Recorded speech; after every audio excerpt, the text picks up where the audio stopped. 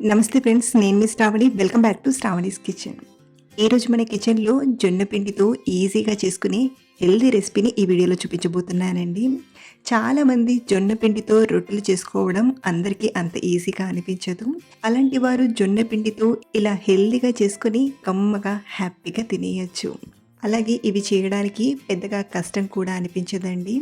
చాలా త్వరగా తక్కువ టైంలోనే చేసేయచ్చు. వీటిని మనం బ్రేక్ఫాస్ట్లోకి తీసుకున్నా, లేదా ఈవినింగ్ స్నాక్స్లోకి తిన్నా, లేదా నైట్ టైం డిన్నర్లోకి ప్రిపేర్ చేసుకున్నా కమ్మగా తినేయచ్చు.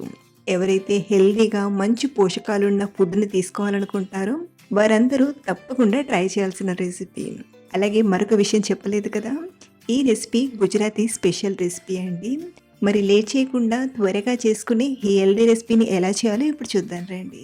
ముందుగా మిక్సీ గిన్నెలోకి 1 ఇంచ్ అల్లాన్ని, 3 పచ్చిమిరపకాయల్ని ఇలా చుంచి తీసుకోండి.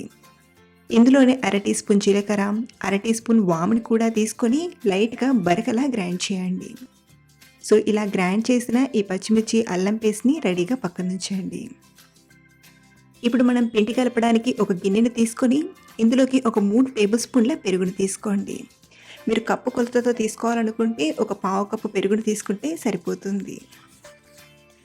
ఇందులోనే 1/2 టీ స్పూన్ కారం, రుచికి సరిపడా ఉప్పు, 1/2 టీ స్పూన్ గరం మసాలా పొడిని, 1/2 టీ స్పూన్ వేయించి పొడి చేసిన జీలకర్ర పొడిని, అలాగే ఒక పావు టీ స్పూన్ ఇంగువను, 1 టేబుల్ స్పూన్ నువ్వులను. ఇందులో నువ్వుల టేస్ట్ చాలా బాగుంటుందండి.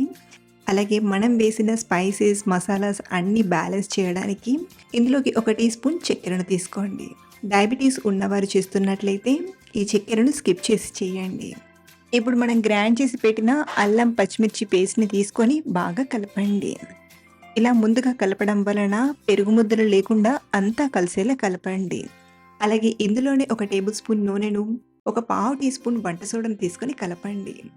ఇలా ఇందులో చిటికెడంత వంట సోడా వేయడం వలన మనం చేసే ఈ ముఠియా అనేది గట్టిగా రాకుండా సాఫ్ట్గా చాలా బాగా వస్తాయి. సో మరొకసారి ఇలా బాగా కలిపాక ఇప్పుడు ఇందులోకి గ్రేట్ చేసిన 1 కప్పు సోరకాయ తురుమును తీసుకోండి. ఇలా సోరకాయ తురుమును తీసుకోవడం వలన మంచి రుచిగా కుదురుతాయి. మీరు సోరకాయ తురుముకు బదులుగా ఆల్టర్నేటివ్గా ఏమైనా తీసుకోవాలనుకుంటే క్యారెట్ తురుమునైనా వాడచ్చు, లేదా మెంతి ఆకును, పాలకూర ఆకునైనా తీసుకోవచ్చు. అలాగే ఇందులోనే 1 కప్పు కొత్తిమీర ఆకును సన్నగా తరిగి తీసుకోండి. ఇది మనం చేసే బ్రేక్ఫాస్ట్కి మంచి ఫ్లేవర్ అండ్ టేస్ట్ని ఇస్తుంది. ఇప్పుడు ఇందులోకి 1.5 కప్పు జొన్న పిండిని తీసుకోండి. ఇలా మనం అన్నీ ఒకే కప్పుతో తీసుకుంటే చాలా పర్ఫెక్ట్గా వస్తాయి. అలాగే ఇందులోనే ఒక 1/2 కప్పు శనగపిండిని తీసుకోండి. ఇలా శనగపిండి వేయడం వలన మంచి రుచిగా కుదరడమే కాదు, జొన్న పిండికి కొంచెం బైండింగ్లా ఉంటుంది. ఇందులోనే ఒక పావు టీ స్పూన్ పసుపుని తీసుకొని అంతా కలిసేలా కలపండి. ఇలా మనం ఏ కొలతలతో చేసామంటే ఎక్స్ట్రాగా నీళ్లు కానీ లేదా పిండి కానీ వేయాల్సిన అవసరం ఉండదండి. ఇన్ కేస్ మీరు ఇలా కలిపేటప్పుడు పిండి ఏమైనా ఎక్కువ సాఫ్ట్గా అయ్యి స్టిక్కీగా అనిపిస్తే కొంచెం ఎక్స్ట్రాగా జొన్న పిండి వేసైనా కలపచ్చు. బట్ మీరు అన్నీ ఒకే కప్పుతో కొలిచి తీసుకుంటే మాత్రం ఎక్స్ట్రాగా మళ్ళీ పిండి వేయాల్సిన పని ఉండదు. మొత్తానికి మనకు పిండి అనేది ఇలా సాఫ్ట్గా చపాతీ పిండిలా రావాలి. సో పిండిని ఇలా కలిపాక చేతులను మళ్ళీ ఒకసారి కడుక్కొని చేతులకు లైట్గా కొంచెం ఆయిల్ని రాయండి. ఇప్పుడు మనం తయారు చేసిన పిండిని చిన్న చిన్న ముద్దలుగా తీసుకుంటూ సిలిండర్ షేప్లో ఇలా రోల్ చేయండి. ఇవి ఉడికాక సైజ్ కొంచెం పెద్దగా అవుతాయి కాబట్టి మీరు ఉడికించే స్టీమర్ని బట్టి సైజ్ని ఇలా ప్రిపేర్ చేయండి. నేను ఉడికించే స్టీమర్ని బట్టి ఇక్కడ నేను ఒక 3 సిలిండర్లా ఇలా ప్రిపేర్ చేస్తున్నాను. సో ఇలా తయారు చేశాక ఇప్పుడు వీటిని ఆవిరిపై ఉడికించడానికి ఒక గిన్నెలోకి 3 కప్పుల నీళ్ళని తీసుకోండి. ఈ నీళ్లు ఇలా మరగడం స్టార్ట్ అయ్యేంత వరకు బాగా మరిగించి ఆయిల్ రాసిన స్టీమర్ గిన్నెను పెట్టి ఇందులోకి మనం తయారు చేసిన పిండి ముద్దల్ని తీసుకోండి. ఇప్పుడు కవర్ చేసి మంటను మీడియం ఫ్లేమ్లో పెట్టి 20-22 నిమిషాల పాటు ఉడికించండి.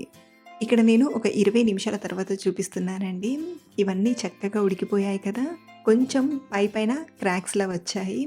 ఇప్పుడు స్టవ్ ఆఫ్ చేసేసి ఇది కొంచెం చల్లారేంత వరకు ఇలాగే వదిలేయండి.